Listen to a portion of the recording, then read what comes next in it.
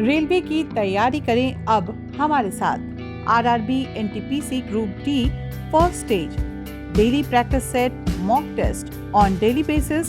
We are giving 15 exam oriented questions for you.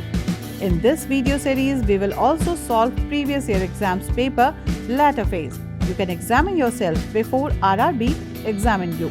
For more practice, you can purchase our books on railway exams from given link of Amazon. Get selected in railway exams without coaching in first attempt. And now, questions and answers. Question number 1. शक संवत कौन से वर्ष में शुरू हुई थी?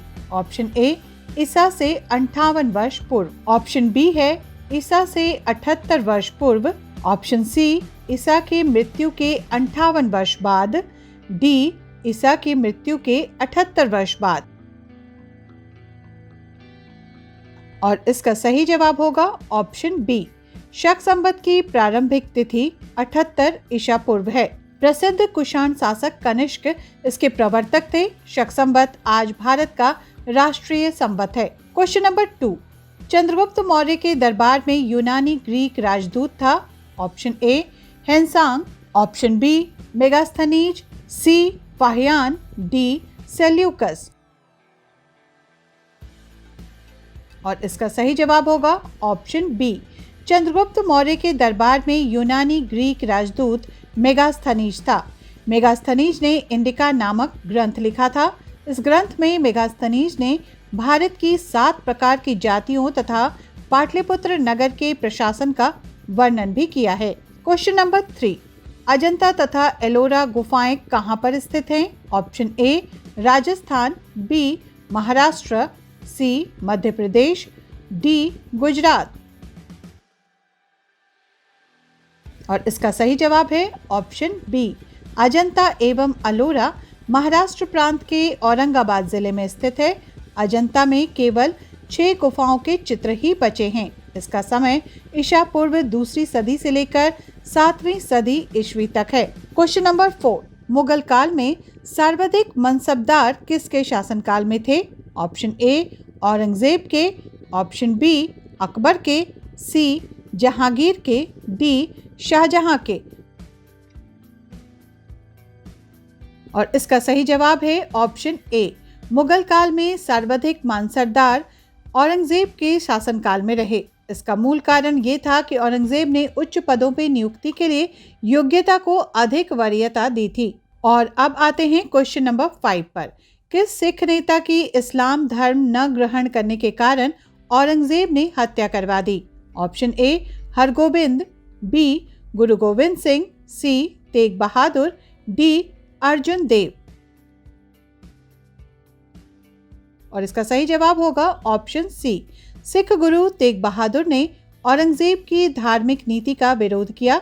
उनके इस विचार से घबराकर औरंगजेब ने उन्हें कैद करवाकर दिल्ली मंगवाया और इस्लाम धर्म स्वीकार न करने पर 1675 ईस्वी में गुरु तेग बहादुर का कत्ल कर दिया गया। Question number 6. भारत और पाकिस्तान के बीच शिमला समझौता कब हुआ था? ऑप्शन ए 3 जुलाई 1972 में। बी 15 दिसंबर 1971 में। सी 28 जुलाई 1971 में। डी 28 जून 1974 में। और इसका सही जवाब होगा ऑप्शन ए 3 जुलाई 1972 में शिमला समझौता हुआ। इस पर जुल्फिकार अली भुट्टो तथा इंदिरा गांधी ने हस्ताक्षर किया। Question number 7. तक्षशिला विश्वविद्यालय स्थित था। ऑप्शन ए बिहार में। बी मध्य प्रदेश में। सी उत्तर प्रदेश में। डी इनमें से कोई नहीं। और इसका सही जवाब है ऑप्शन डी। तक्षशिला प्राचीन समय में गंधार राज्य की राजधानी थी। ये वर्तमान में पाकिस्तान के रावलपिंडी जिले में स्थित है। ये प्राचीन काल में प्रसिद्ध शिक्षा केंद्र था। Question number 8. फराओं का संबंध निम्नलिखित में से किस प्राचीन सभ्यता से था? ऑप्शन ए चीन। बी भारत। सी मिस्र। D Mesopotamia. और इसका सही जवाब होगा ऑप्शन सी। प्राचीन मिस्र में प्रयुक्त फराओ शब्द का अर्थ था विशाल भवन। ये हिब्रू भाषा का शब्द है। इसका प्रयोग सामान्यतः राजमहल के लिए किया जाता था। आगे चलकर राजा को भी फराओ कहा जाने लगा। क्वेश्चन नंबर 9, मसूद जनजाति कहाँ पाई जाती है? Option A Iran, B Japan, C Afghanistan, D Pakistan. और इसका सही जवाब होगा ऑप्शन डी। मसूद जनजाति एशिया दक्षिणी पश्चिमी वृहद खंड के पूर्वी किनारे पर स्थित पाकिस्तान तथा पश्तून अफगानिस्तान में पाए जाते हैं। क्वेश्चन नंबर 10, अंतर्राष्ट्रीय दिनांक रेखा का मान है?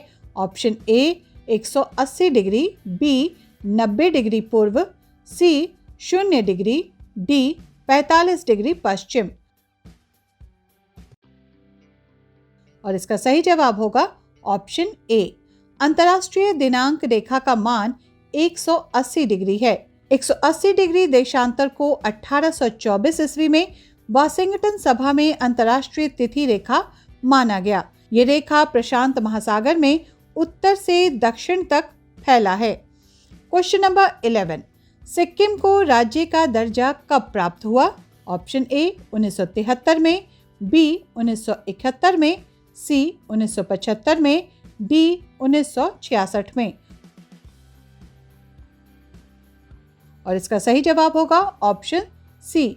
सिक्किम को राज्य का दर्जा 1975 में प्राप्त हुआ। क्वेश्चन नंबर 12, आर्थिक उदारीकरण का जनक किसे कहा जाता है? ऑप्शन ए विमल जालान को, बी एम.एस. स्वामीनाथन को, सी पी चिदम्बरम को, डी डॉक्टर मनमोहन सिंह को। और इसका सही जवाब होगा ऑप्शन डी।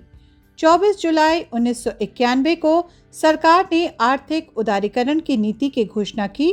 इसका जनक डॉक्टर मनमोहन सिंह को माना जाता है। औद्योगिक विकास को धीमी गति, बड़े पैमाने पर बेरोजगारी, सार्वजनिक क्षेत्र में औद्योगिक रुग्णता, महंगाई की उच्च दर तथा विदेश मुद्रा विनिमय से संकट परिप्रेक्ष्य में आर्थिक नीति में ये एक क्रांतिकारी उद्भव था। क्वेश्चन नंबर 13, ओलंपिक पद जीतने वाली प्रथम भारतीय महिला थी? Option A Arti Saha, B Anju Bobby George, C P T Usha, D K Malleswari. और इसका सही जवाब है ऑप्शन डी, ओलंपस पर्वत का नाम है।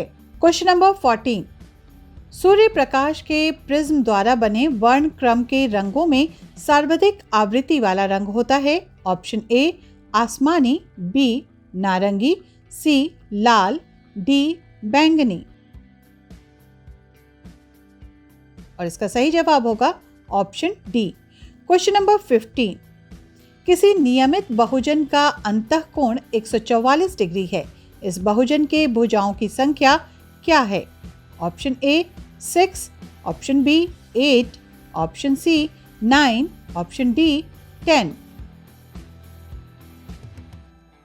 और इसका सही जवाब होगा ऑप्शन डी। बहुजन के अंतःकोणों का योग n-2 इंटू 180 डिग्री। और इस तरह ये सेट यहीं समाप्त होता है। आज के लिए बस इतना ही। धन्यवाद।